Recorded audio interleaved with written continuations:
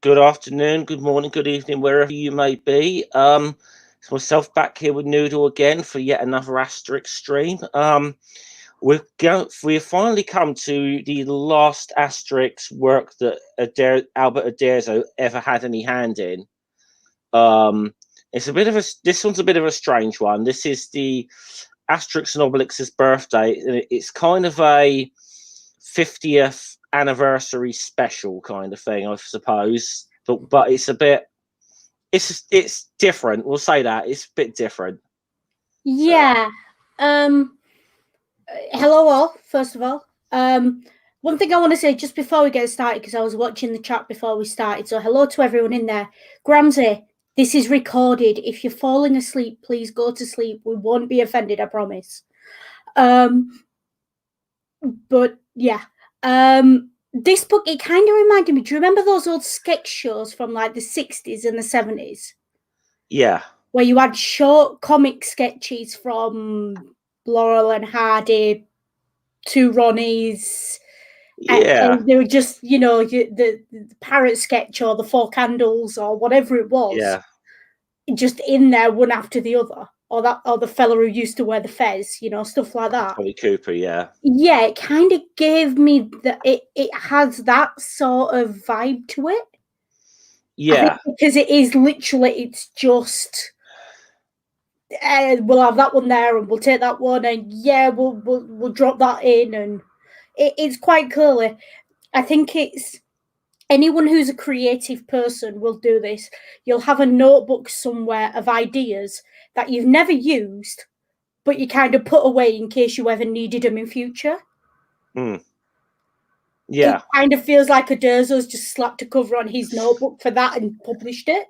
Yeah, it does. It seems a bit weird. It definitely, I think, at times goes into almost self-parody a lot of the time with this. Yeah, either it's self-parody or he's having a real dig at the critics. Maybe a bit of both. So, it's not really much. So, it's not really much of a.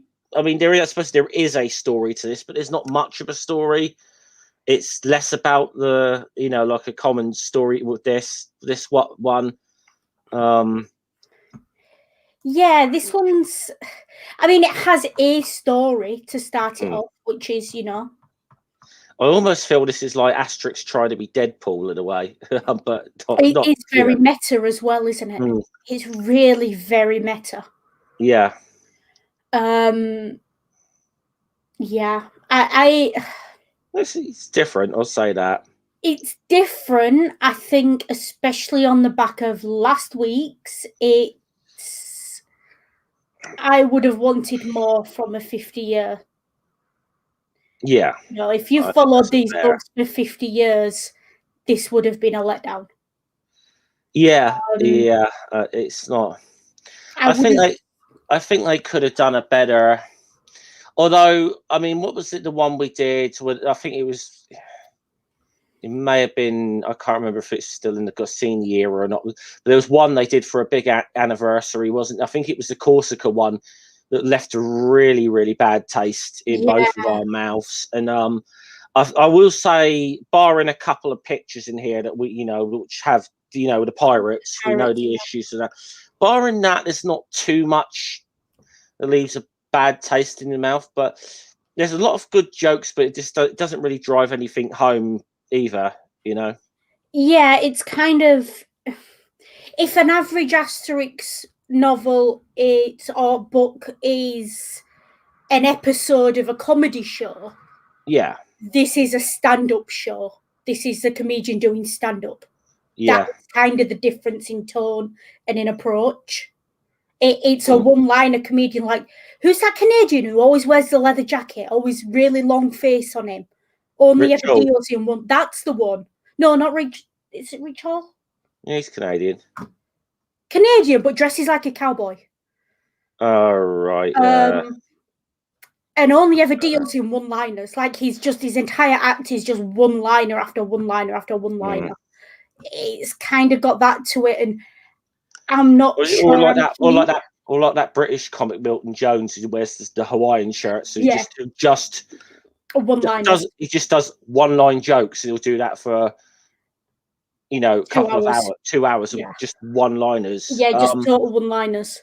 It's like the difference between Lee Evans and Milton, whatever you said his name was. Yeah. I'm not sure I'm keen. But it is what it is. Yeah. So do you want to crack on? Okay, go. Well, let's share it then. You're in charge of the screen. Let me see if I can make it a little bit bigger, just because there's a lot of writing on this one. Yeah. So this is what I mean by very meta.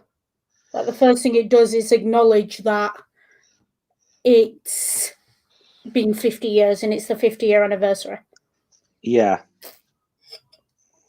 And I think it's tried. So initially, I think this story tries to show the characters like in 50, like from in the year 18 or 80 or something like that, or 180. Yeah, 180. I think. 50 years from when these stories are pretty much set. So they're all really old men, I will say this comment Aderzo passes here. This thing about the public, only the public decides. The last comic we did got absolutely trashed by the critics. Yeah. It was called, as we called it as well, the jump the shark moment. Yeah. And I feel like that's a dig at them. That's a dig at them to say, you might not have liked it, but the public is still with me. I think, and I think he's, I mean, because to be fair, like, you look at a lot of the sort of public ratings of that book we did last week, it's got some decent ratings, but a lot of the critics of this just panned it, and I could see why they panned it, because I mean, I thought it was a bit okay. I don't really want spaceships and aliens in my Asterix, that's just me personally, but it's one of those, isn't it? And to be fair, this book hasn't been well rated by the critics either. Yeah. But that's kind of what he's going for. 50 years. Let's see what happens when they're all old men. I mean, this little comment on infrastructure in the Roman Empire and maintenance. So the fence has not held out too well against the ravages of time. Well,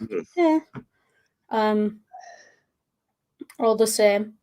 I do like this. This is quite sweet. Fully automatics and son. Yeah.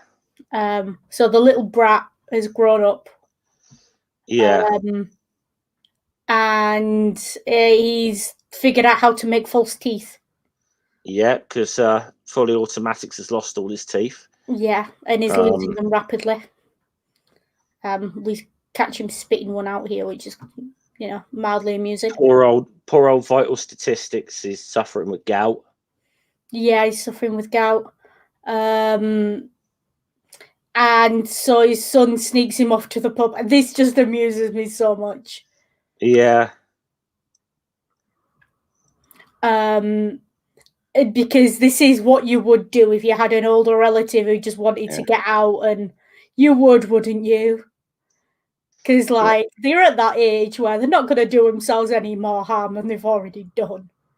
No, Gramsci, no worries. You need to sleep. Go back to sleep. Yeah, take care, Gramsci. All the best. Yeah, just to point out, because I believe, our clocks aren't going forward for another couple of weeks yet in the UK, but I think America's clocks went forward last night, and that always tends to mess me up a little bit. Yeah, it's like jet lag without the holiday. Yeah, it shouldn't be like that with just 1 hour, but it just does seem to do that to us. Yeah. So they're sitting down, and we've got the jokes of, going old and a little bit deaf and a little bit unhygienics is getting a little bit. Somehow geriatrics is still alive. How old must he be at this point? I mean, I'm gonna be funny. He must have been 8. He must be 80 and 90 in the main timeline, kind of thing. Yeah. He hasn't aged. He's still just like the old man with the cane, and has not aged at all. His wife's aged. Yeah. She's aged into, I'm going to call her the comedic, stereotypical Italian mama kind of figure. Yeah. Well, you know what I mean? Like, you kind of half expect her to offer you a bowl of spaghetti bolognese the way she's drawn. Yeah. Although she's quite clearly, Yeah, now bear in mind that she is normally sort of depicted as the kind of trophy wife kind of thing. This, for some reason is genuinely smitten with this old man.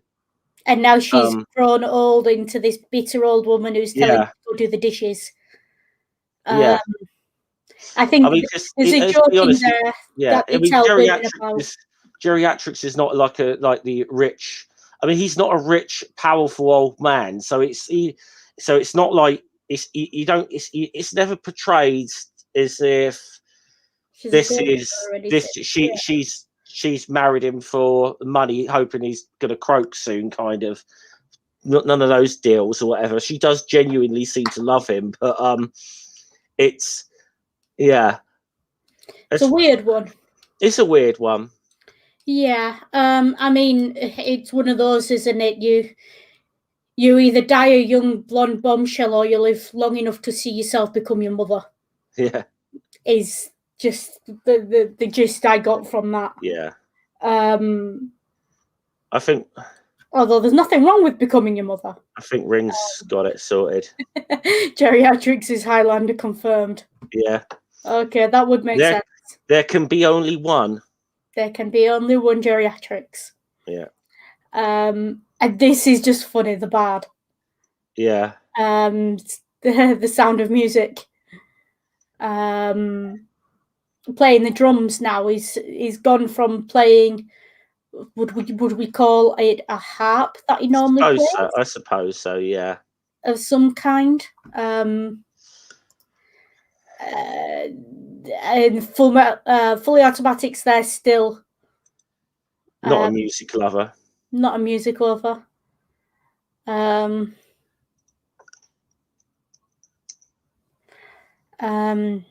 How's business? This is brilliant. So Unhygienics and Son. He has to go fishing. Son's going fishing himself, so he actually sells fresh fish, and he seems to be getting sales. Yeah, rather than the rotten fish he used to ship in from. Well, it was rot. He used to ship fish in from Paris, didn't he? Which was generally rotten by the time it got to him. Yeah, because it had actually come from the channel. Yeah, yeah. So we have that, and in. That's what. Yeah, that's what. Liar. That's what he would have played. Liar. Yeah, that's the one. I should warn everyone, I apologise. I'm having a really bad dyslexia day today. So if I do anything, make any major cock up, I apologise. Yeah. And to be fair, for some reason, there is an awful lot of text in this one as well. Yeah, there is. So I was not pleased.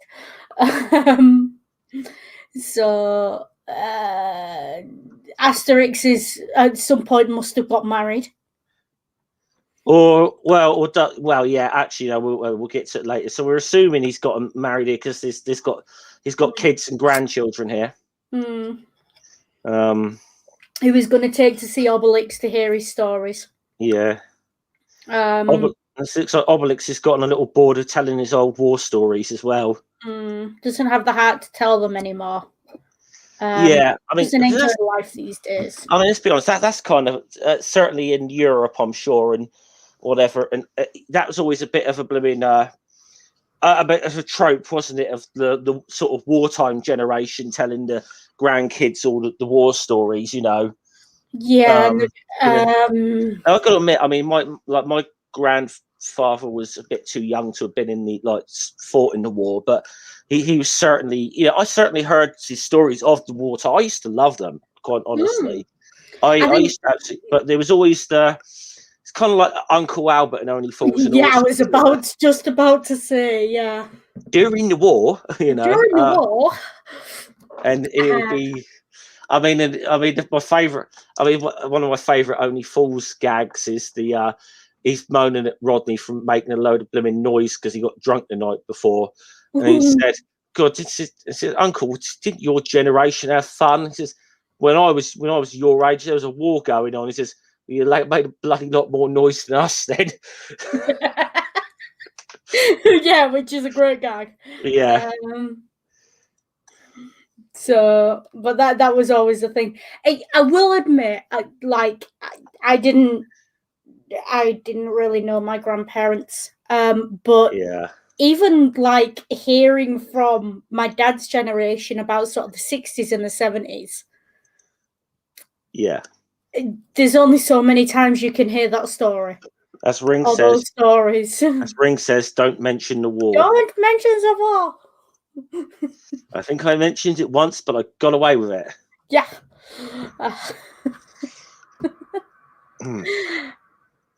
For the record, Ring was highly amused by that. Yeah, I will say that particular episode of Fawlty Towers is one, if you haven't seen it, it's funny, but be warned, there's some jokes in that do not hold up well today. Yeah. The reason I like the don't mention the war gag is because it's quite clearly taking the mickey out of the hotel owner and not the actual Germans in the room. Yeah, I was more thinking of the racist joke the Major makes. Oh, yeah, right at the start, yeah. Yeah, that's in that episode. Oh, is it? Yeah, that's in the episode about the Germans, yeah. Yeah, I mean, to be fair, the Major gets exactly what's coming to him there. He's just completely ignored, which, probably the best way of dealing with it, to be fair. So anyway, Obelix isn't enjoying life. The housing estates where all the wild boar used to roam, and he's reduced to eating chickpeas. The idea of Obelix eating chickpeas is it's so sad. Yeah, I mean, you could kind of, effectively, it actually kind of seems like the plot from the Mansions of the Gods has actually come to fruition here. The whole area has been gentrified by the Romans. Yeah, does seem to be a little bit, doesn't it? Yeah,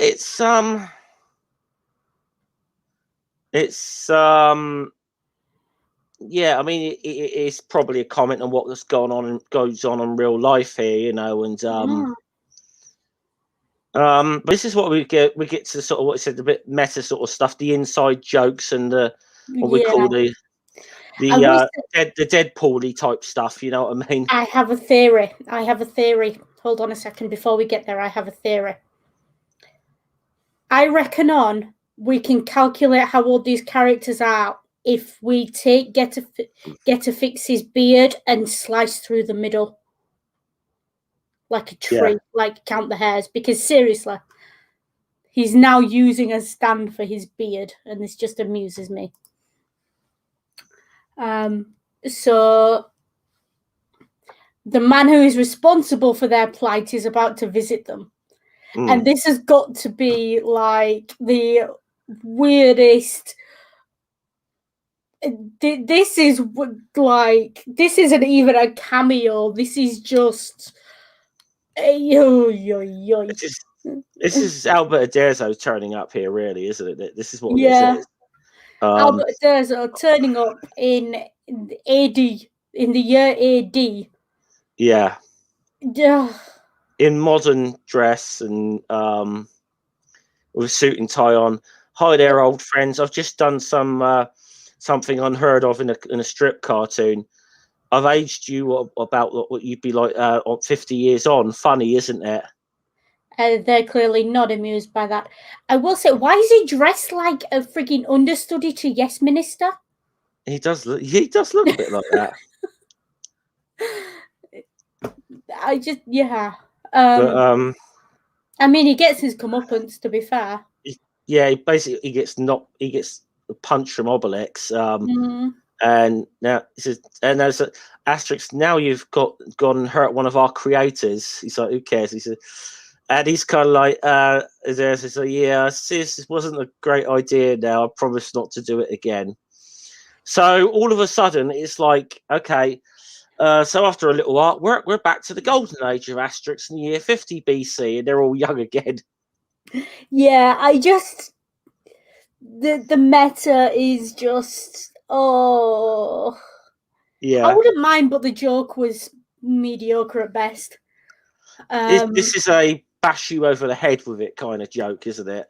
Yeah, there's like it can work. Like you said, I've made it like Deadpool, for example. It works. Also works a lot better when like it's only like one character that's in on the joke, kind of, or one or two characters, not the whole strip kind of thing. Yeah, I think as well, it's kind of it's not really like Deadpool. This is the equivalent of if Deadpool ran into Rupert Murdoch in a bar and slapped him. Yeah. And it would just be like, for not giving him the funding for Deadpool 3 or whatever. Yeah. It would just Actually, Ringmates, but yeah, it's like reminds you how Jack Kirby was depicted as God in issue of the Fantastic Four. Yeah. Yeah, but they used to do a lot of little jokes like that, because I'm pretty sure one time when Doctor Doom got unmasked for the first time, he had Stan Lee's face. It's like, it's not even a Stan Lee joke, is it? It's just, and we do see occasionally in Asterix and Obelix that they've had little cameos. Yeah, or there's they've never had attention drawn to them. I mean, we've had the fourth wall broken before, but not like, but just not so clumsily. It's like, if you're going to break the fourth wall, at least leave the bricks intact. Yeah. It's I don't. It's breaking the fourth wall and there's demolishing the wall. Yeah. So they're back now, and Vital Statistics has invited everyone for a great occasion. And she's back. Oh, yeah. Well, to be fair, I don't think she gets a speaking part, but she did get a little speaking part. This is the I forget the name of the character now, but Asterix and the Secret Weapon, the Uderzo's really bad take on a feminist. Yeah, it's his feminist straw woman. Yeah. You got the actor from Asterix and the Cauldron there. You got the young girl, the sort of teenage girl, young lady, we'll say, Influenza, who Obelix gets a bit smitten with and sees as gift. Let's call her a young lady, or that makes Obelix a real. Yeah, it does sound a bit very late teens sort of thing, you'd probably say. Yeah, you would hope she's at least sort of 18. European line. Please be 18. Yeah. I mean, at the very least, I would hope she's 16. Yeah. 18, given the age gap. Yeah. You got the architect there from the Mansions of the Gods. So, it was a villain, and you got one of the druids from I think this is Asterix in the Goths one, the real early ones, or something that, Yeah. Golden Sickle, I think, given what he's carrying. Yeah, this seems to be a lot of well, this is it. You get little cameos, I mean, from characters from all across the years of this, even little characters that might have turned up once or maybe even twice in books. Yeah, so I will say Nerdy's just said that the character's over 21. In Europe, the age for that is 18, I think. I know in the UK it's... Let's just say Obelix is not doing anything creepy. We'll leave it at that. Yeah.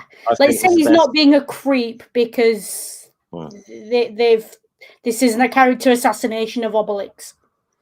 Yeah. So yeah. Here we go with the chief, and no fooling around, and a long, boring speech come along. which friends, schools, countrymen, you know. The Caesar jokes. Basically, they've all come for Asterix and Obelix's birthday celebration. Which makes sense. Which makes sense. This is their birthday book. So, it's everyone to please give a round of applause to Asterix and Obelix, which of course include then his shield bearers. And to this point, he's like, "That's it. I resign." Which, I mean, yeah. I mean, they've done it to him enough times now. Yeah, and then we've got Geriatrix's wife, who's decided to design clothes. Yeah. And this is where it goes a bit. This is where it goes very much into the weird, sort of the surreal and the daft stuff, really. That, I mean, really surreal. It kind of reads like, you know, when you get those. They were kind of a thing in the 80s and 90s where they'd show fashion shows on TV, but then you'd have someone commentating over it like it were a sports event. Yeah. It's really got that vibe, hasn't it? Yeah, it kind of does. So she's going to put him in sporting wristbands, a walrus mustache, and a ponytail. Yeah, it's like you're going through Obelix through the ages here, or what? What would Obelix look like as a Renaissance man, or as a Viking, or whatever? As a Tudor, as a Shakespearean, and they're all numbered. I got to admit, I do. Even though they got the numerals wrong here, I do like. Yeah, where's the 8th? Yeah, he's got. I do like the Henry VIII look, though. Yeah. And then you've got Obelix, who appears to be some kind of highwayman here. The Frenchman, Obelix the 12th. Although I think that's supposed to insinuate that they're English somehow. He's got the Georgian wig, the powdered wig thing, which I suppose that was a European fashion. Yeah, it's very sort of Louis XVI and Marie Antoinette. Well, I mean, we very much associate it with the Georgians, and of course, which is when our monarchy came over from Germany. You know, we kind of that's definitely a King George look. Yeah, this one in the bottom right corner. That's kind of where we would associate that look from. Yeah, and then we've got the British gentleman. Yeah. Top hat and coat, and this one looks like they're trying to make him be Toad of Toad Hall. Yeah. Minus the glasses. Yeah. And then this one, that to me is. Should I say it or do you want to say it? Is it better coming from a northerner? Handicap, innit? Yeah. Bloody handicap. Handicap. Yeah. He's very stereotypically northern, that one, isn't it? Yeah. No, I've got to admit, I do like the skater at Obelix here. Yeah, I will say just before we go on, it's well worth having a look at these pages just for Dogmatix's reactions. Yeah. Because Dogmatix in this is actually quite adorable. Yeah. And then we've got this. This is Obelix graffitiing the wall. Yeah. So now you see, okay, he's put a heart around it's obviously a silhouette of Panacea. Picture of Asterix. Now vandalized like a bit of graffiti of Julius Caesar. Now I think possibly this could be a little one. Let's do one little history bit for this. Graffiti was kind of a thing in Roman times, you know. Yeah. It was kind of somewhat accepted political satire. You could kind of get away with that to a degree. Yeah, I mean, times never change. We have literally carvings from Pompeii, from Herculaneum, from early Rome, of, you know, every teenage boy's drawn a dick on a bathroom floor somewhere. Yeah. Times don't change, I promise. I do like this one and the Delirant Est Romani. These That's Romans hilarious. are mad. Yeah. That's worth, yeah. These Romans are crazy. Was probably how it's supposed to translate. But yeah, it's mad. These Romans are. Yeah. The thing with Latin is because the you can write a sentence, the same sentence, that you can translate in about 4 different ways. They all mean the same thing, but you can pretty much put the words in any order you want. Yeah. And you can do that in Latin, and then when you translate into English as well. Which is why sometimes you'll see sentences where you'll see them translated from Latin, and the word that looks like it should be at the start of the sentence is actually at the end, because it's just a totally different sentence. I mean, I totally translated that as these Romans are crazy. So I thought, definitely the joke that's intended, but it is, I think, is literally they are mad, these Romans. Like Yoda, these Romans speak. Yeah.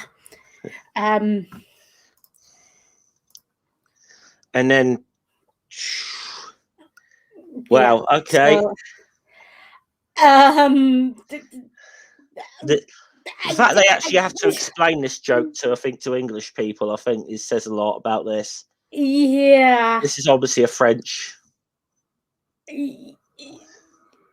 Yeah, tribute to Andre Franken and his massive clear. What? Dyslexia is misbehaving. What does that say?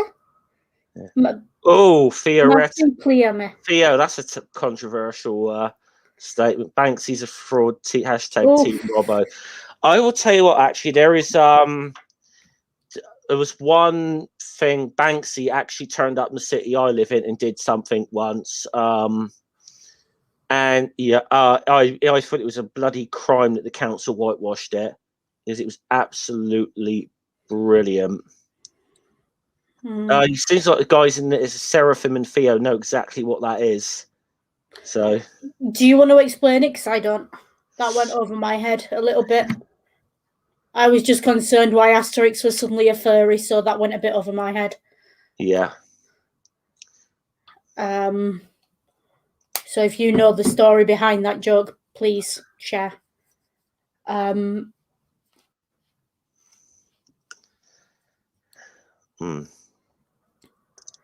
I've got to admit, I've got to admit, we'll move on. Okay. Cartoon in the 90s here in the US. So I don't recall ever seeing it, so I don't. Yeah. I mean, unless it's a joke about, what's the one with the kid and the imaginary tiger? Oh. Calvin and Hobbes. Unless it's something to do with that, I have no idea. That's after my time, I think. I only know of it through Ring. So, Ring, speak up in the chat if you're there. So anyway, enough about all right, fashion. No, it's got nothing to do with Calvin and Hobbes. Anyway, so now the post has arrived, and Obelix has got a special letter addressed direct to him. I like the name of the postman here, Postal Districts. Yes, Postal Districts. I quite like that. There's your Asterix name for you. Yeah. We were all saying, what would you be called if you were an Asterix character? There you go, see? So, letter from Rennet. I'm terrible with French words when my dyslexia doesn't lie. What are you looking at? From Condatum.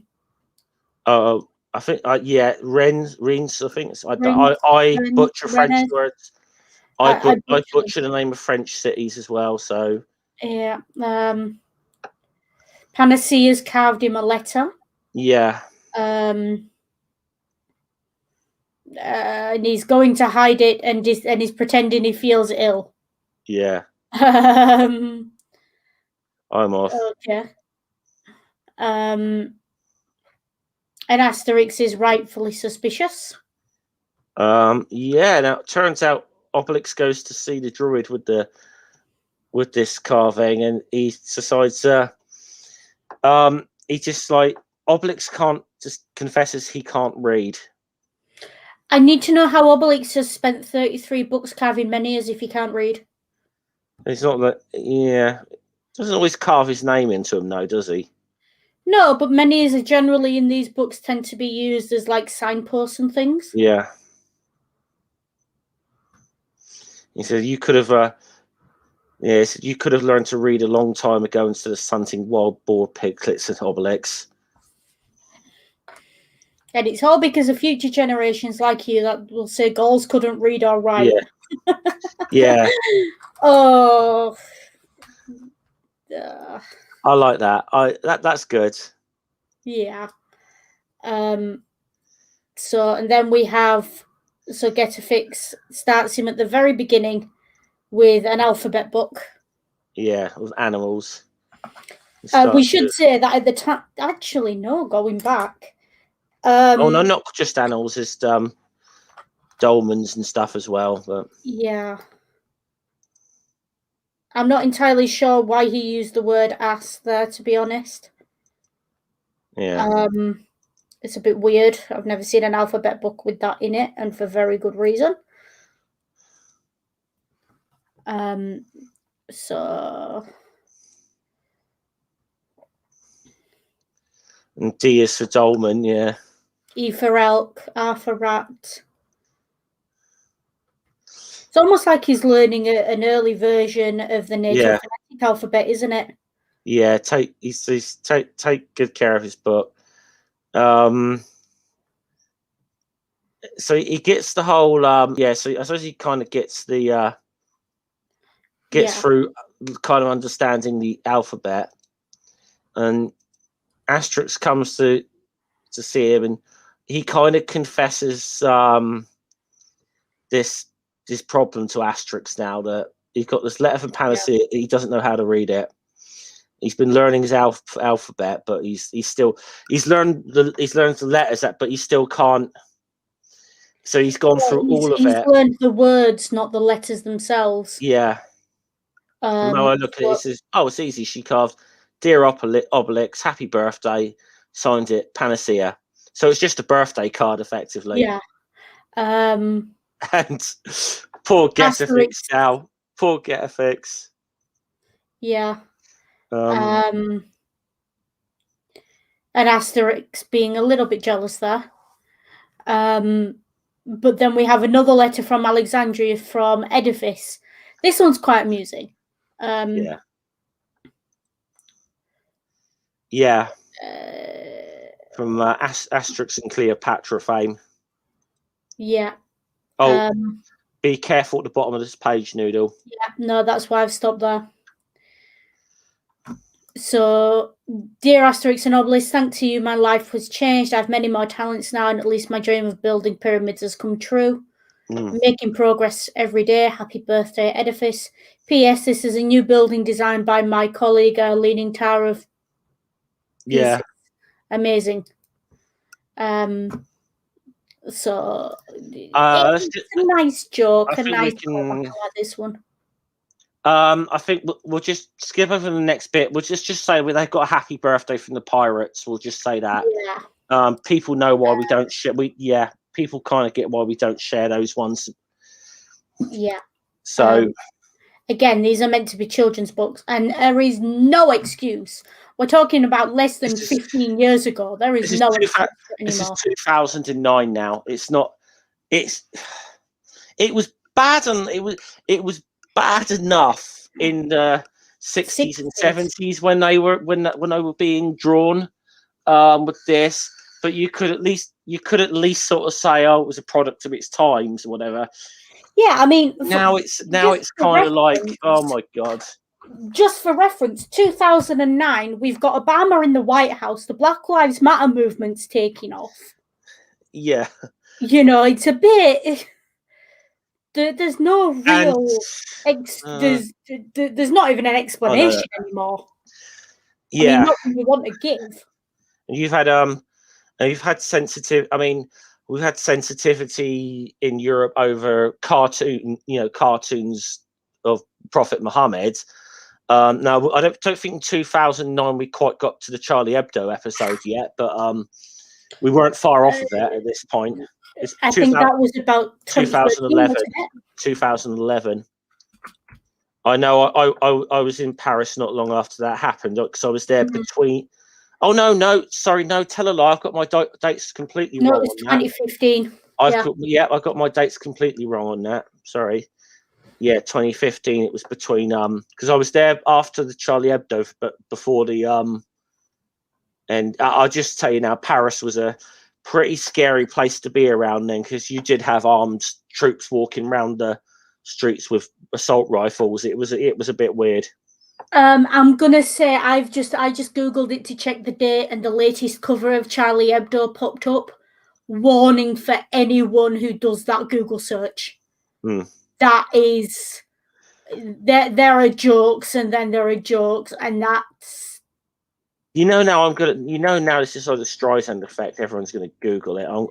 I've had no, to. Seriously, I'm telling you. It's a depiction of the Queen with her knee on Meghan Markle's neck, with the words, "Why did she leave Buckingham Palace? Because she couldn't breathe." Ouch. I'm not a royalist at all. I'm neither royalist. I don't particularly care, but that is beyond. I mean, I did laugh at. I got to admit, I did laugh at the meme the other day of them like the one of William and Kate, and it said, I want to say we want to state absolutely that our family is not racist, whilst they're both sat on thrones being carried around by should we say dark-skinned natives. Yeah, it's an actual photograph of that, shall we say? I mean, that's fair enough, but they should have left BLM out of it, and they should have. That's a very violent image. So, Charlie Hebdo's. I've said this hundreds of times on here. What happens to those people that worked at Charlie Hebdo should not have happened. But there was a reason I couldn't get behind the whole a hashtag Je suis Charlie thing, and it is because they repeatedly do shit like that. Yeah, I mean, I hate to say it, but kick a dog enough times, it's going to bite.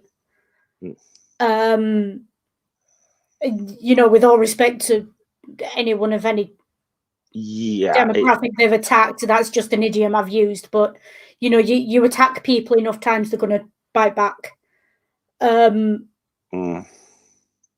Not to say it was deserved at all. I would never say something like that was deserved. No, absolutely not. I can understand why some people might have taken their behaviour. I mean, obviously, the Charlie Hebdo is a famous French satire magazine, and I know humour can be different along national lines or whatever, but I don't find anything humorous in there. No, satire. I mean, it's sad because they used to be, their reputation used to be quite radically left wing at one time, but they used to be up there with Private Eye. They're probably better than Private Eye. Yeah, I mean, the thing is, if there was an attack on Private Eye, I would be utterly horrified because Private Eye does walk a very fine line and doesn't have a go at things like that. They understand that there is a line that you don't cross. Whereas Charlie Hebdo sort of looks at the line and goes, whatever. Fuck the line. Yeah, fuck the line. Anyway, yeah. But yeah, anyway. Bit of a detour, but yeah. But it's maybe because it maybe that sort of stuff translates better in France. I don't know. I really don't. Well, the thing is, I mentioned this when we first started early on. Then it has a long history of imperialism and the thing is, bigotry. So look who was in the runoff for the presidency against Macron. Exactly. That's as you say, if France has got some problems, that really. I mean, to be fair, we don't have the moral high ground there. Oh no, we don't. But we don't. But we look at it and we say, yeah, but at least we were never in a situation where we were almost actually elected a fascist. Yeah. In the last 20 years, like, okay, they've had spotlight on them, media spotlight, and they've had their moment in the sun, but they've never actually got close to the nuclear codes. Yeah. You know, at least not here in the UK. I mean, it's a scary thought. Yeah, it's a scary thought that someone like Marine Le Pen could have been president of France. It was a scary thought. Yeah. But anyway. I think we've been on with, because we're trying to be more light-hearted with this stuff this week. We've gone into like really dark territory there.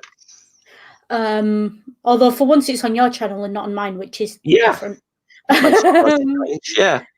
So, and speaking of dark, geriatrics putting his tuppence in now.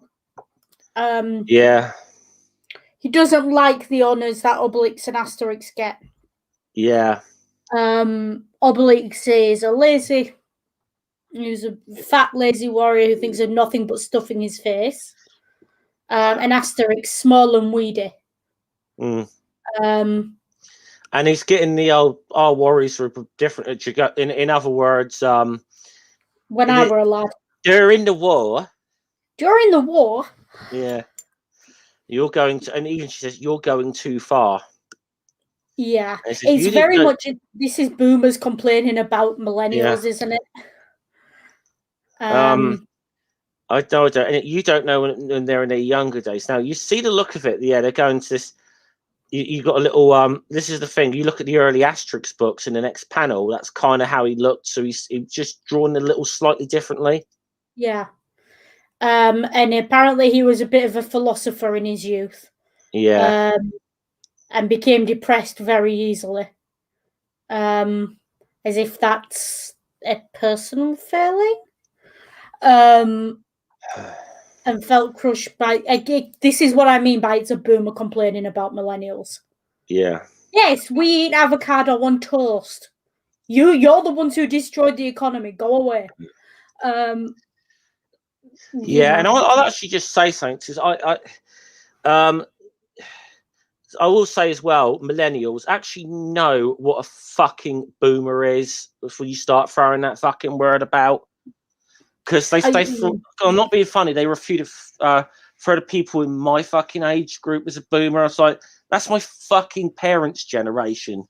Yeah, boomers are the generation that came after the Second World War. Yeah, learn who the fucking baby boomers. Literally, they are the generation after the Second World War. People in Europe fucked like rabbits and had a lot of babies. Those babies are the boomers. Yeah. So they're all in their like 70s and 80s now. Or late 60s at least. Late 60s, mid to late 60s at the absolute latest. Yeah. Anyone born before 1960, I would say you could possibly argue it. Yeah. Anything after that, no. I just sorry. Yeah. Anyway, yeah. That little okay. And I know people are going to start putting "okay boomer" in the fucking chat now, but they know I don't. They know that's just personally a little insult I don't particularly care for. Yeah, no, it's my dad is just a boomer. Just, I don't call him a boomer because he's not. He's different kettle of fish entirely. But yeah, so we've got this. He's accusing, Asterix was prone to depression and Obelix got colds a lot. Yeah. And so they brought in the druid psychoanalytics for an MRI scan, which is just funny. I love this piece of art here. Mixture radiation imaging. Yeah. Which is actually quite funny. And now you have to then a more precise morphological examination. So you're getting some sketches here. Yeah, so these are quite clearly just sketches that they've done when they were establishing the characters. Yeah. Then you've got Obelix is the Vitruvian man here somewhere. Yeah, this one. Let me zoom out so we can see that in full. Yeah.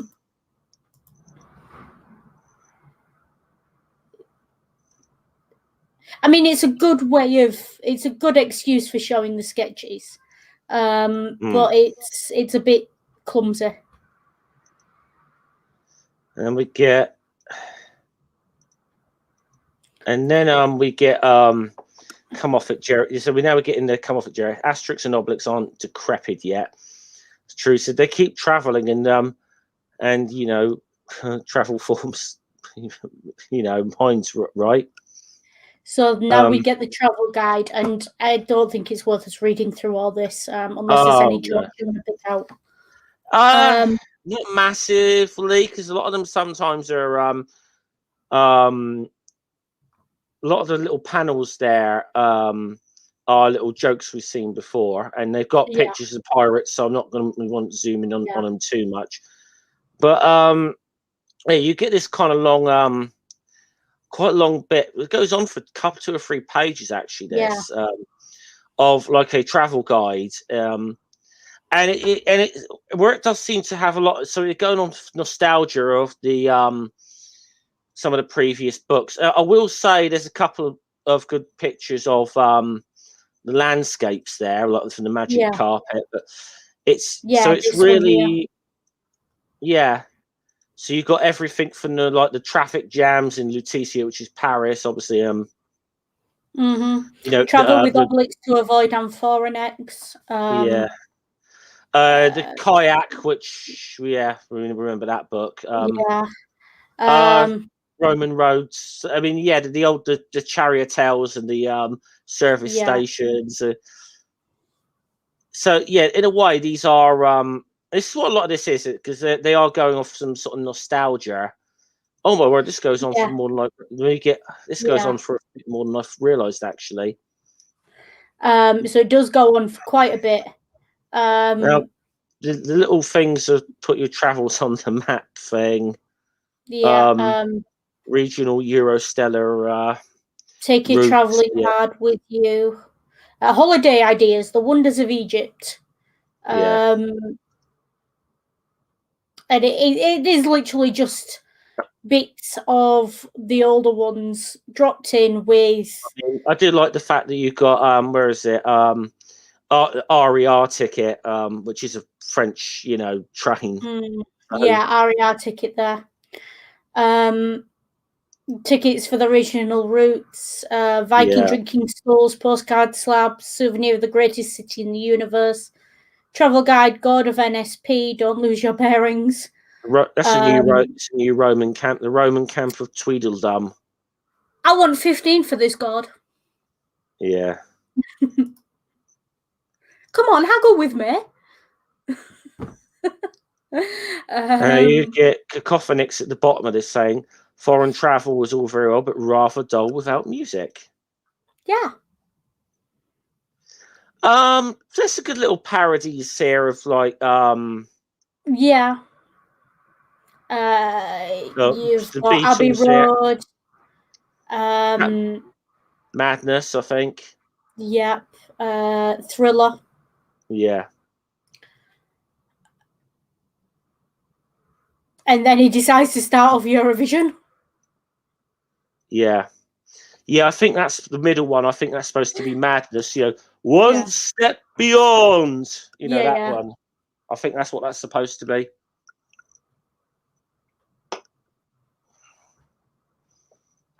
So he tries to start Eurovision, and we all know how that ended.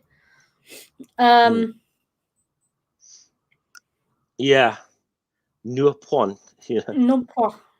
Yeah. And so the women start discussing why Asterix and Obelix aren't married. Now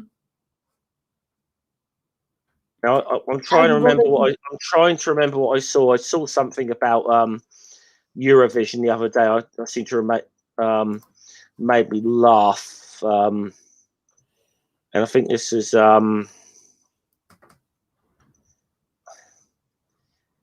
think it was it was either Cyprus or Greece or oh yes, it was Cyprus. There's a song that's caused outrage over supposedly being somewhat satanic. Their song, but the thing is, doesn't do they matter. understand that this is Eurovision and Eurovision is basically just second-rate pop? Yeah. Well, the thing is, it doesn't matter what it is. Greece will still give them 12 points. This is Cyprus. Yes, they will. Greece will give them 12 points. Let's see. Ireland will give it 12 to probably the Russians this year, I think. But every year, without fail, Cyprus and Greece have given each other the maximum points since the whole thing started. Yeah, look, if you want to understand European politics, don't pick up a textbook. Just watch the Eurovision point scoring. Yeah, just watch the Eurovision. That's literally. Skip the songs and then just points, because the songs could be in context because of generally there's songs that are better than others, and you see some absolute crap from some country win it because of political. Yeah, I still believe Poland should have won that year when they had My Słowany with the butter churners. Which, if you've not seen it, just Poland Eurovision butter churners.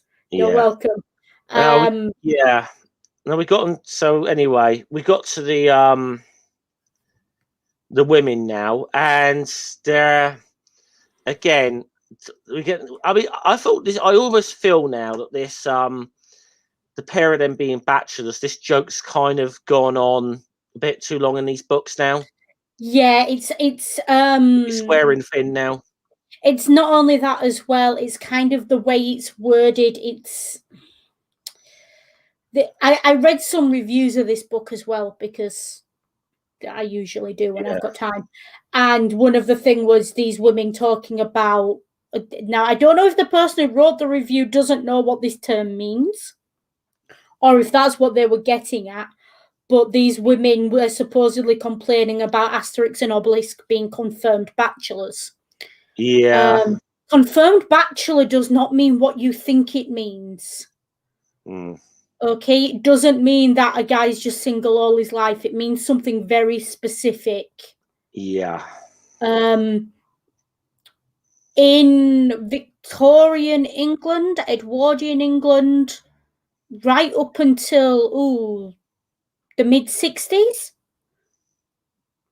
confirmed bachelor was what they would put in the obituary of a man who died and who was a known homosexual, whether he was in a relationship or not. That was how they described it, because it was illegal. Yeah. It's a borderline homophobic term. It was almost like a polite way of saying someone was gay when being called gay was still an insult. Yeah. That's it was. It kind of there's this whole code around obituaries, especially from Victorian times. Like they'd say someone didn't suffer fools gladly, and that was an insult. That was saying that they were rude and uncouth, or weren't really good in polite society. I mean, that's kind of that's almost a term of endearment now, Yeah, it is. I mean, people will say that about themselves, that they don't suffer fools gladly. Yeah. But that's why I use that as an example to give you an idea of how meanings change. I just say I don't. It does not mean what you think it means. Yeah, I don't suffer fuckwits lightly. I'll be quite honest with that. As somebody who turned up in my live chat the other day found out. Oh, I missed that. I need to go back and watch then. Well, I'll just give everyone a little teaser then. Probably tomorrow, I am going to probably be releasing that as a little one-off clip, and I'll have to say thanks to Dave and Kaz for helping me out with that. for grabbing that Ooh. clip for me. So it's only about a minute long, but yeah, I'm sure Ring may have told you about me going off on this guy. They haven't, no. Yeah. So anyway, these women discussing why Asterix and Obelix are single. Mm. And they're discussing what kind of women these men want, which is... And if you're looking at this is how these particular women as well see themselves. Yeah. Whereas, like, obviously, the I keep forgetting her name, but she was obviously like the feminist kind of character, and that when women are, basically women of character bring a little order to their lives, and she obviously sees herself as kind of like almost like a Valkyrie type, warrior woman. And then, exceptional women they can look up to. Yeah. So, I mean, obviously, this is how they envisaged themselves, and if you do remember in that book, The Secret Weapon, that one woman, the should we say the feminist? I'm putting that in air quotes. And I'm putting that in air quotes. She had a bit of a thing for Asterix and actually kind of crossed the line, but we won't get too much into that because that was a very triggering episode for both of us, I think.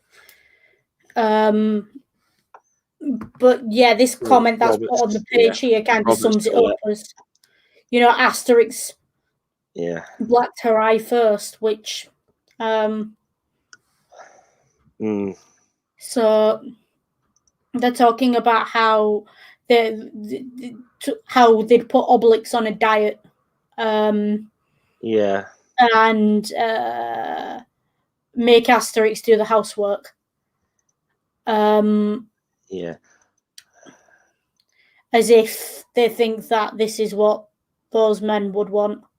And then suddenly it's not. Don't feel sorry for them. Think of the life their wives would lead. Yeah. With the husbands going away and they're off on their adventures again, and whilst and then we have this, which is a very nice version of the Mona Lisa, actually. Yeah, it's Panacea. It's Panacea, obviously, but it is. Noodle, I'm going to have to step out for 2 minutes. No worries. Take painkillers, honestly. I'm suffering a bit no now. worries. Go for it. I'll keep going. So, and then we've got, so back in the village square, there's ideas in the air for architectural projects, and a theme park in their honour, which again is an excuse to show us more sketches. We've got the automated statue of Asterix with the movement of wings and the head. A cruise on a dolphin's back, aquatic Big Dipper. Maybe Asterix and Dogmatics won't enjoy the Big Dipper, but there'll be notes and crosses and a crossword.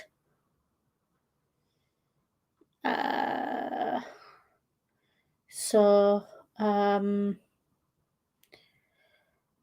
they can seesaw you to dance a Gaulish fling, literally, and distorting mirrors. So there'll be sports in the park.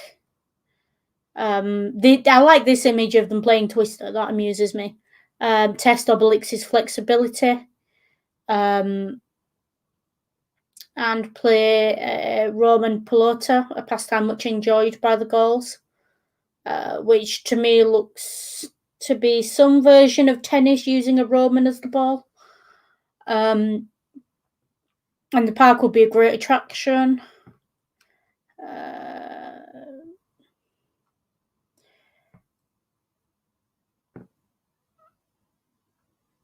So, yep, it'll even have Romans in the crowd.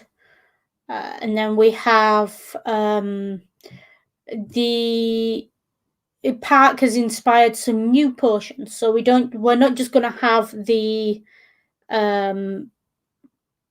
potion that makes them powerful. We're going to have different kinds of potions. Potions that take your mind off things until you almost lose your head, a bundle of laughs. Potions that cure depression, which, that could be fun. Potions that guard against the weight of advancing years. Just one drop gives you the flower power of your youth. With flower. And then the potion that gives you self-confidence, and we see them here. Then the magic potion shown in detail with the sketches of how it's supposed to look. Again, these are all just, I think, excuses for us to see the sketches. Various things going on here. Mr. Asterix and Mr. Obelix have their chairs and have their handprints there. There is a pirate shown in the next one down, but it's all to do with a dramatic play. So they're going to improvise a play, and then someone decided they'll draw their adventures instead if we're going to talk about Asterix and Obelix. And he's basically going through the process of how he's drawn them. And the ideas he came up with.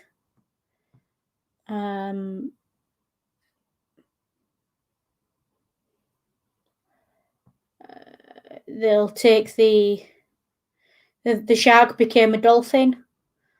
Roman making a break for it. Again, we're seeing sort of this is all this vague semblance of a plot is all designed to just show us unfinished sketches and let us have a peek behind the curtain, I think.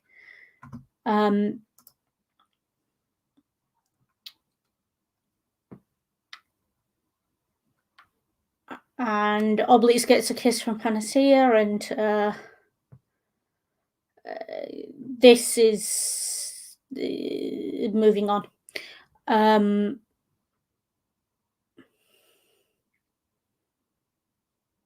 This is we remember this one as well from different stories, these ideas that come through. Avoiding far-fetched interpretations of Asterix and Panacea, and her getting annoyed. I'm not. Yeah. Yes, this is a valid reaction to what just happened on this row. So yeah, I'll let you have a look at that before I roll on. Asterix on a rock. Obelix and Asterix.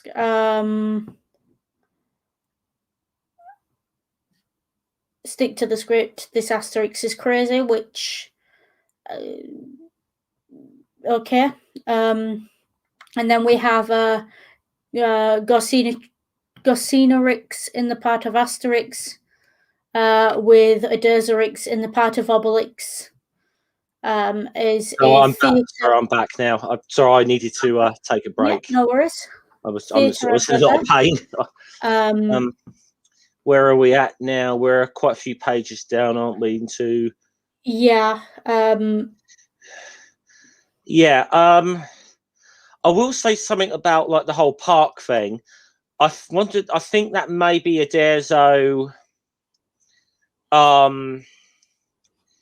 giving having a little bit of ha at the Asterix Park. Yeah.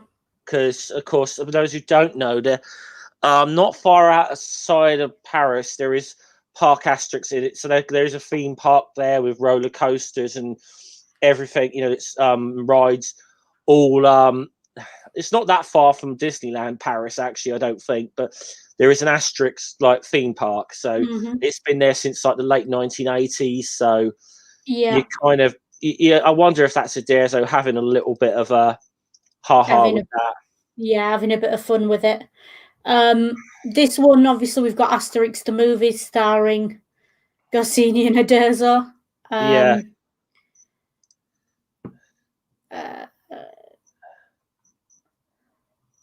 Goals queue up. Yeah. Enjoying the movie, apparently. I'm trying to. No, I think this is after. Now this is after they've already done live action Asterix movies. At this point, this is written. Yeah. Because of course, I know obviously in. I think it's Christian Clavier who plays Asterix in the early ones. It's Gerard Depardieu who plays Obelix, and let's be honest, if any actor is tailor made to look like Obelix, it's he is the. I will say he is the perfect Obelix. Yeah, I mean, I can only think.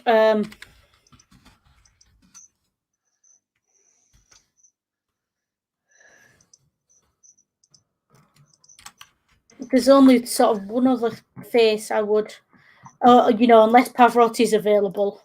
Which would be difficult because he's died dead. Which is because he's dead. Yeah, but it's that look, isn't it?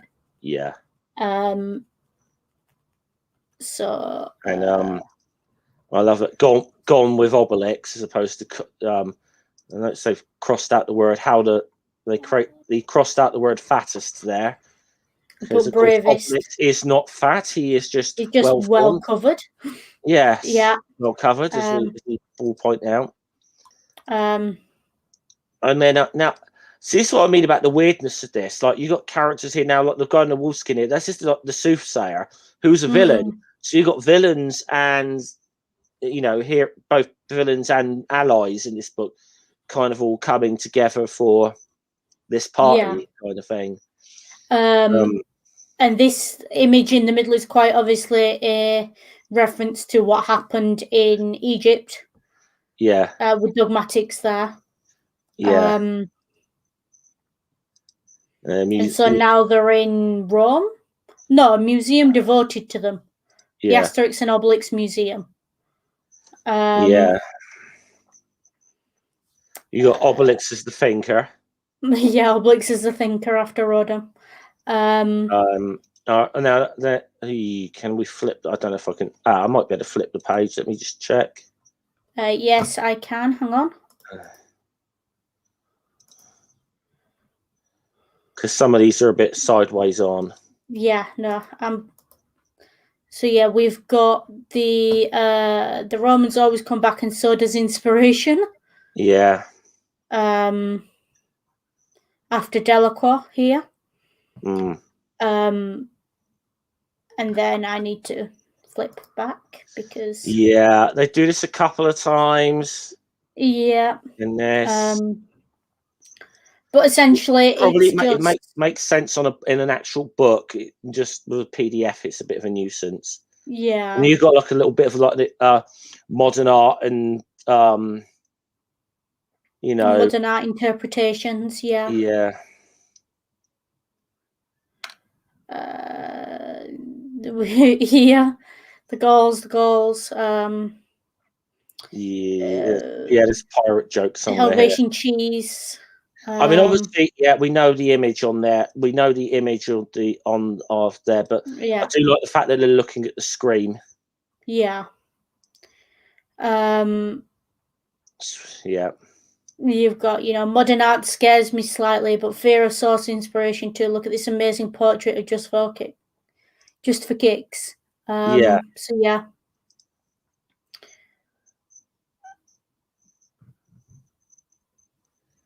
So there's a lot of there's some callback. I mean, there's some callbacks to other books in here, like the Monument. Yeah, you've got Asterix fruit face.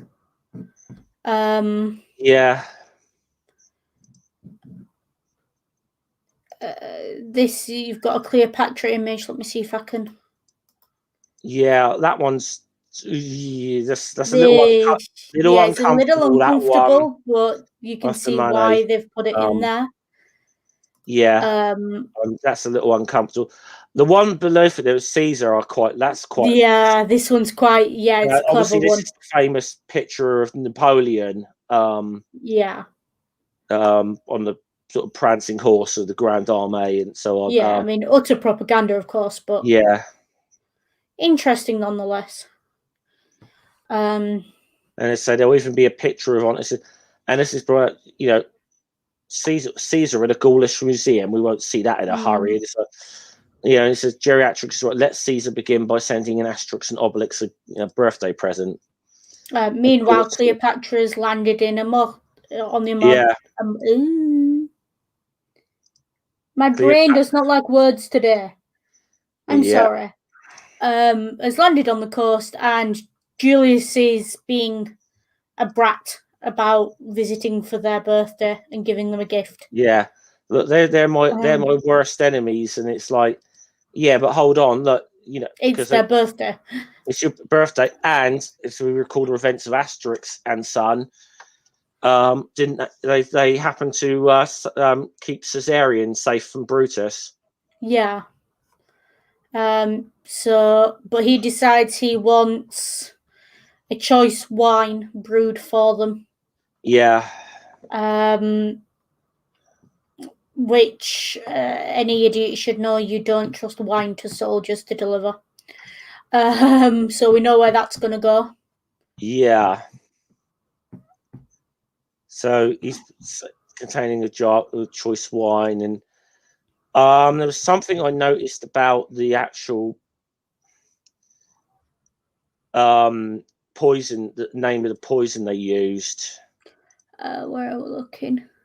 Maybe a little bit further. I can't remember where exactly it is, but I saw it somewhere.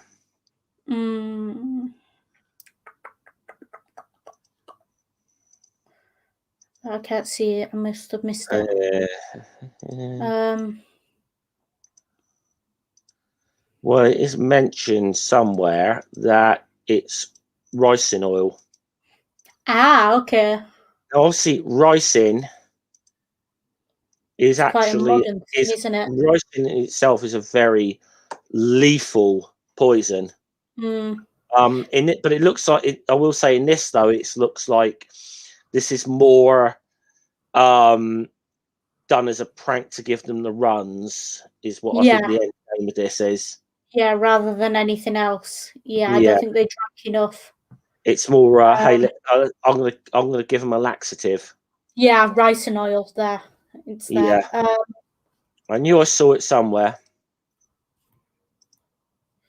So it's fair enough.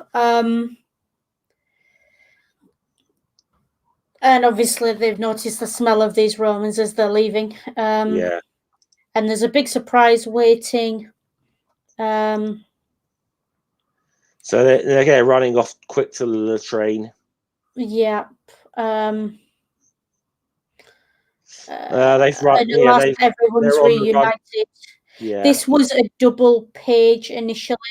So you've got this one here and Joya anniversary. Yeah, no, that's why I've. It's in French. Just happy anniversary, happy birthday. Yeah. And that's how it ends. Yeah. It's got all the characters on there. Those last 2 pages. So I mean, quite a short one to go for. I mean, because there's not really a lot to get into on this one. There wasn't much by way of plot. No. I get the feeling. I'm going to just give a little theory here. We know this is his last thing Uderzo ever does on Asterix. I've got the feeling now from the last couple of books that at this point he's kind of not trying anymore. I think he maybe. Yeah, this is just my theory, but probably felt compelled to make this one. So it looks like this is a weird mixture of clip show and sort of cuts of jokes that he maybe wanted to work into books or something that he never got the chance to. Yeah. I I mean, like I said, he's But I get the feeling. I get the feeling at this point he's not trying anymore. He wasn't trying anymore. I mean, no. we right. Last book we said we did last week, the which is the one with like aliens and stuff, and you kind of feel at this point he's stretching. He's gone to that because I don't think he knew what else to go to. Plus, he wanted to have a little dig at Japanese mangas. The annual before that was the clips, was all the short stories of previous from previous like cartoon strips, which was a lot of fun to do, but it wasn't like any original work. And you notice as well that the frequency, if you actually look at the frequency that the Asterix books were coming out in, they slowed down a lot as well. Because they were kind of coming out every year at one point, or at least every 2 years at the maximum. But there was at least one of them a year, wasn't there? So this was when was this released? 2009. Yeah. One before that, I think, was 2005. The Class Act was 2003, and then, as we said, there was nothing original really in the Class Act. That was all, the Actress 2001. So you kind of see there's been a slight, and you think, was it in the 90s, right? There was like 2 books throughout the entire decade. You get the feeling Uderzo's kind of slowed down with this a bit now. He's not, you know what I mean? I get the feeling he's been wanting to A bit bored of it. A day for a while now. Yeah. That's just my. I don't know that that's the case, but that's just how I read it. And we said last week we noticed that the stories had just started to dip in quality as well. Yeah, and it does kind of feel like he got to the point where it was just like, nah, I've had enough. Yeah, it just got bored, which fair enough. You've been doing it 50 years, but I mean, he did have the good one with Asterix and the Actress, which was a good return to form. Yeah. After some couple of really bad ones. I mean, All at Sea was a meh sort of one. Obviously, The Secret Weapon was fucking awful, because that I still cringe even thinking about that one now. Yeah, because that was awful. I guess at this point, we've got to. I always feel in a way it's kind of sad that he didn't go out on a high with this, really. But yeah, I felt like he probably felt obliged to do this one. Yeah, with it being the 50th and it being the last one, it almost does feel like he was given a contract to do X number of, and then just sort of went, if I must. Yeah. Kind of attitude. I would think I would have preferred if it had just stepped back about 5 books ago and just said, yeah, I've had enough. But I appreciate that's not always feasible. I am.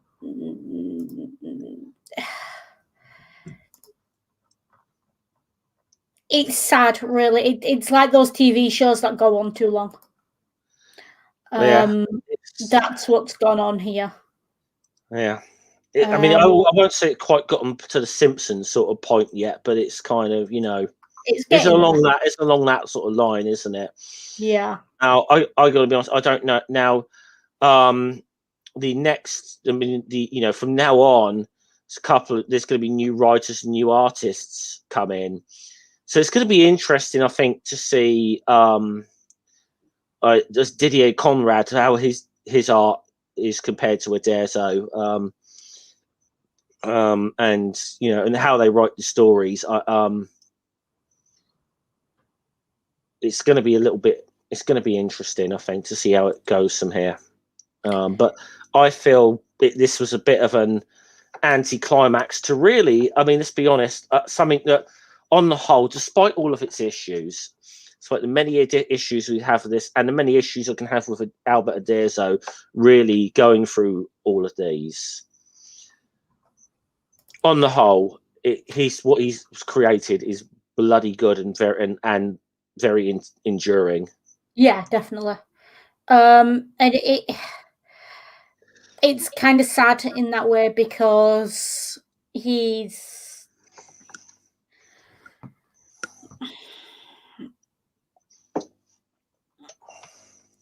I think you can enjoy it, but there's so much to discuss with this series that it's clearly not aging well, and it's not going to age any better as time goes on. Yeah.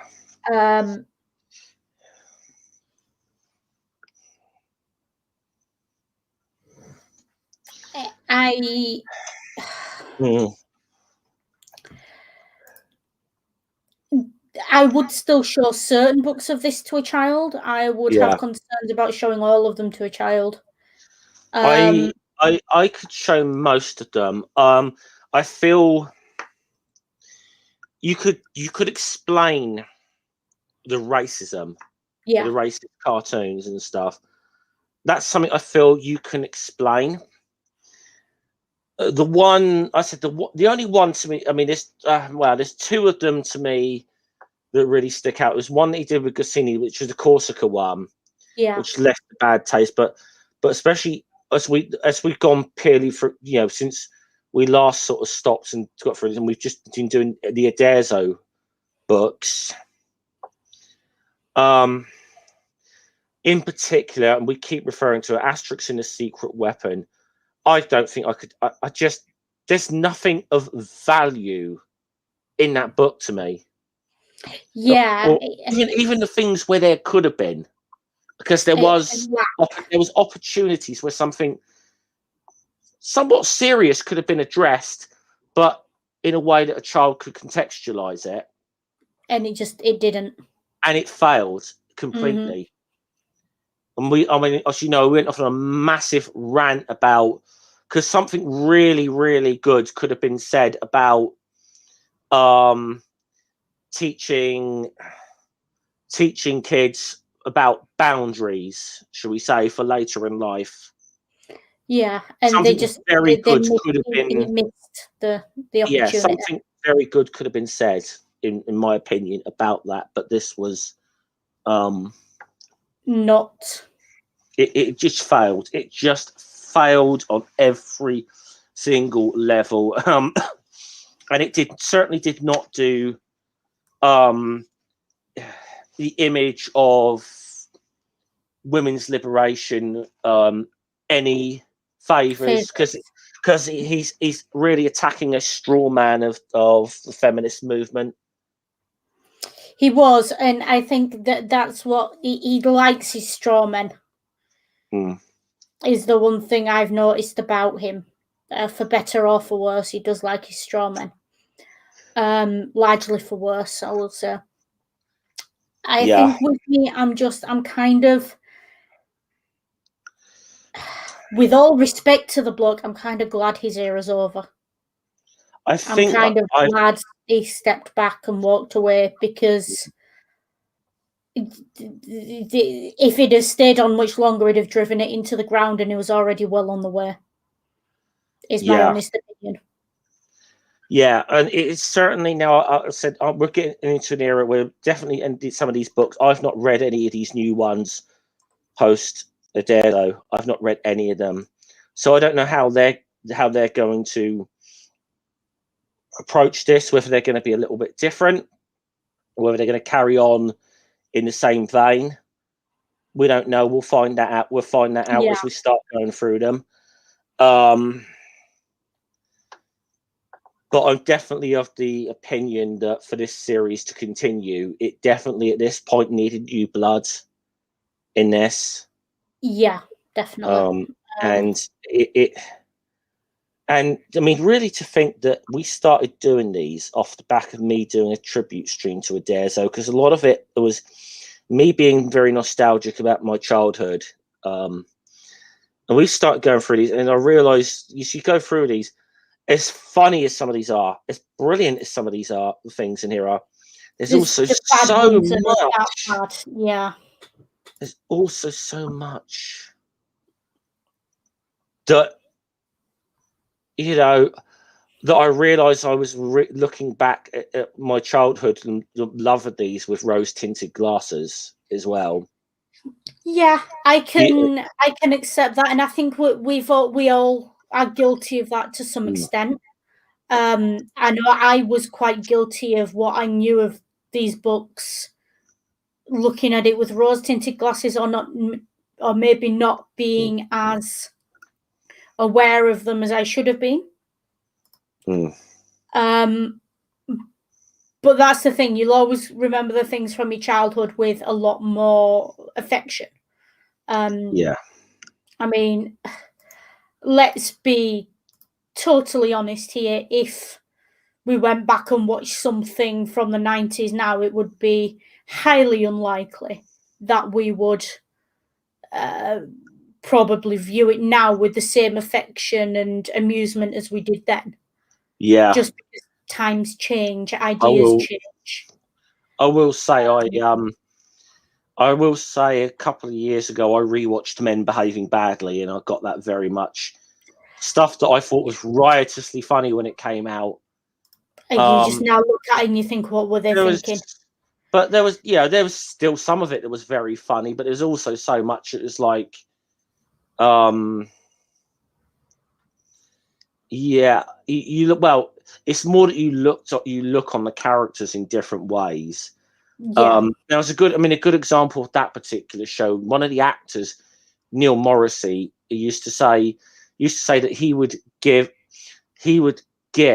like young men come up to him, and like him and Martin Clunes would get young men come up to him all the time, says, yeah, me and my flatmate, right, we're just like you two guys in that show. And Neil Morrissey would say, why? He says, we play a pair of wankers. Yeah. And you know, it's so at true. At least the actors are somewhat aware. Yeah, at least they were self-aware. Yeah, which is always better when they are. Yeah. To be fair.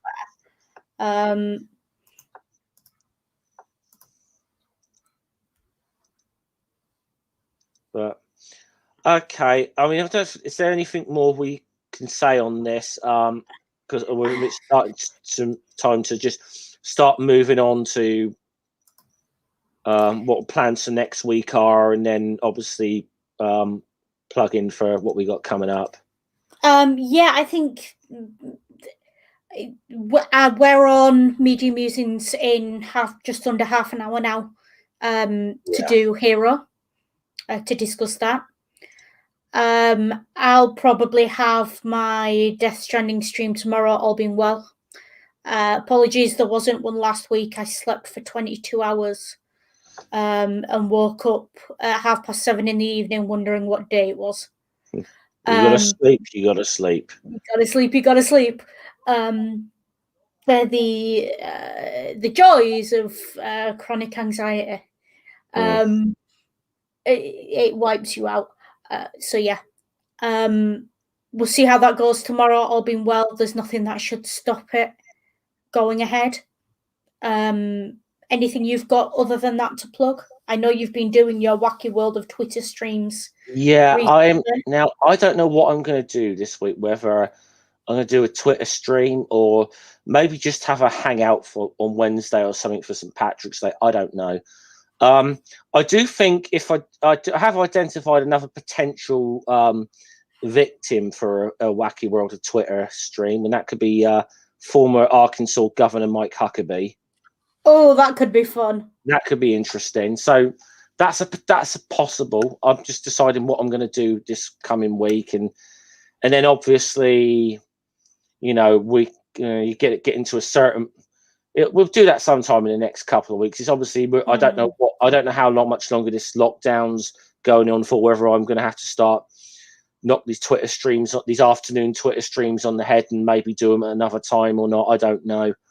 I have to figure that out. But I might just do just like a hangout on Wednesday or something. If anyone's interested in do the Twitter thing the following week.